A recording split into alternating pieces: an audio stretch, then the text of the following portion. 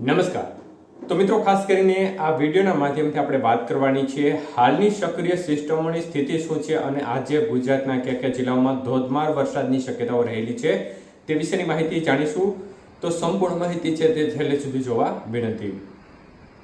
તો મિત્રો, ખાસ કરીને સિસ્ટમ અત્યારે પશ્ચિમ જે સૌરાષ્ટ્રના ભાગો છે ત્યાં નજીક જોવા મળી રહી છે, જેને પરિણામે અત્યારે કચ્છ અને પશ્ચિમ સૌરાષ્ટ્રના ભાગોમાં વરસાદની ગતિવિધિ ઓછી જોવા મળી રહી છે, પરંતુ સિસ્ટમની જે દક્ષિણ ભાગે વરસાદની ગતિવિધિ સારી એવી જોવા મળી રહી છે।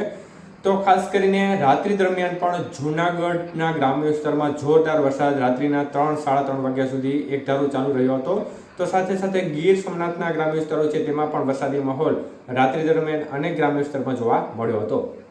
તો મિત્રો, અત્યારે પણ દક્ષિણ ગુજરાતના ભાગો છે તેમાં વરસાદી માહોલ જોવા મળી રહ્યો છે। સૌરાષ્ટ્રના ભાગોમાં પણ ગાઢ વાદળછાયા વાતાવરણ વચ્ચે અમુક વિસ્તારમાં વરસાદી માહોલ જોવા મળી રહ્યો છે। ત્યારે આજના વરસાદના વિસ્તારો વિશે વાત કરીએ તે પહેલા ખાસ કરીને જે લો પ્રેશર સિસ્ટમ બિહાર અને તેને ઉત્તર પ્રદેશ લાગુ વિસ્તારમાં હતી તે સિસ્ટમ હવે આગળ વધી અને મધ્યપ્રદેશના રેવા નજીક આવી ગઈ છે। તો આ સિસ્ટમના ટ્રફના હિસાબે ગુજરાતમાં ફરીથી બીજો વરસાદનો રાઉન્ડ શરૂ થશે। જોકે આજનો દિવસ વરસાદનો મુખ્ય રહેશે, આવતીકાલે વરસાદના વિસ્તારો ઘટી જશે, એટલે 24 અને 25 આ 2 તારીખ દરમિયાન વરસાદની ગતિવિધિમાં નોંધપાત્ર રીતે મોટો ઘટાડો થઈ જશે અને ત્યારબાદ ફરીથી 26 તારીખથી વરસાદનો નવો રાઉન્ડ જોવા મળે તે પ્રકારની શક્યતાઓ અત્યારે દેખાઈ રહી છે। જે સિસ્ટમ અત્યારે મધ્યપ્રદેશ નજીક છે એ સિસ્ટમનો trough, upper air cyclonic circulation, east west shear zone, વિવિધ પરિબળોને આધીન જે વરસાદનો રાઉન્ડ છે તે 26 તારીખ આજુબાજુ શરૂ થાય તે પ્રકારની શક્યતાઓ દેખાઈ રહી છે। ત્યારે આજના વરસાદના વિસ્તારો વિશે વાત કરીએ તો મિત્રો, ખાસ કરીને આજે કચ્છ અને પશ્ચિમ સૌરાષ્ટ્રના ભાગોમાં સિસ્ટમ હવે જેમ પૂર્વ દિશા તરફ ખસશે તેમ એ ભાગોમાં વરસાદનું જોર ઘટશે। જોકે ત્યાં પણ છૂટો છવાયો વરસાદી માહોલ જોવા મળશે, પરંતુ વરસાદની તીવ્રતા છે તેમાં નોંધપાત્ર રીતે મોટો ઘટાડો થઈ જશે।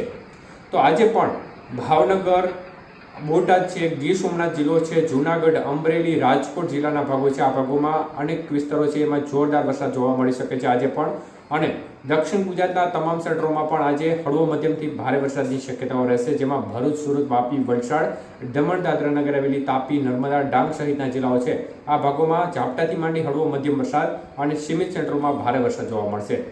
તો મધ્ય પૂર્વ ગુજરાતના ભાગોમાં પણ વરસાદની ગતિવિધિ સારી રહેશે। ખાસ કરીને રાજસ્થાન અને મધ્યપ્રદેશ બોર્ડર કાંઠાના જે ભાગો છે, ઉત્તર ગુજરાત અને તેને પૂર્વ ગુજરાતના ભાગો, તે વિસ્તારમાં આજે જે મધ્યપ્રદેશ નજીક સિસ્ટમ છે તેનો ભેજ આવી રહ્યો છે, જેને પરિણામે એ ભાગોમાં સારો એવો વરસાદ જોવા મળી શકે છે। એટલે મધ્ય પૂર્વ ગુજરાતના ભાગો છે તેમાં પણ હળવો મધ્યમ વરસાદ છૂટાછવાયા ભાગોમાં યથાવત રહેશે અને બોર્ડર કાંઠાના જે પૂર્વ ગુજરાતના અને તેને લાગુ જે ઉત્તર ગુજરાતના વિસ્તારો છે તેમાં ભારે વરસાદ જોવા મળી શકે છે। તો બાકીના ઉત્તર ગુજરાતના ભાગોમાં પણ છૂટો છવાયો હળવો મધ્યમ વરસાદ અને સીમિત સેન્ટર હોય તેમાં ભારે વરસાદ જોવા મળશે। જો કે વરસાદના વિસ્તારો છે તે છૂટા છવાયા હશે અને વરસાદની ગતિવિધિ છે તે અન્ય ભાગો કરતાં સારી રહેશે, પરંતુ ખાસ કરીને કચ્છના ભાગો કરતાં પણ વધુ રહેશે, પરંતુ કચ્છના ભાગોમાં વરસાદની ગતિવિધિ ઓછી રહે તે પ્રકારની શક્યતાઓ દેખાઈ છે અને ત્યાં ખૂબ જ સીમિત વિસ્તારમાં વરસાદની ગતિવિધિ રહેશે કચ્છ અને પશ્ચિમ સૌરાષ્ટ્રમાં। તો એકંદરે ઉત્તર ગુજરાતના જે સાબરકાંઠા, ખેડબ્રહ્મા, ઈડર આજુબાજુના ભાગો છે, મહેસાણા આજુબાજુના ભાગો છે તેમાં વરસાદનો જે શક્યતાઓ છે તે વધુ દેખાઈ છે, બાકીના ભાગોમાં છૂટો છવાયો પડે અમુક સીમિત વિસ્તારમાં। તો પૂર્વ ગુજરાતના ભાગોની આપણે વાત કરીએ તો તેમાં પણ બોર્ડર કાંઠાના વિસ્તારમાં સારી વરસાદની ગતિવિધિ જોવા મળશે। એકંદરે જે વરસાદનો રાઉન્ડ છે આ રાઉન્ડ છે તે આજે પૂર્ણ થશે, 2 દિવસ થોડો ગેપ પડશે, ત્યારબાદ ફરીથી વરસાદનો નવો રાઉન્ડ આવી રહ્યો છે।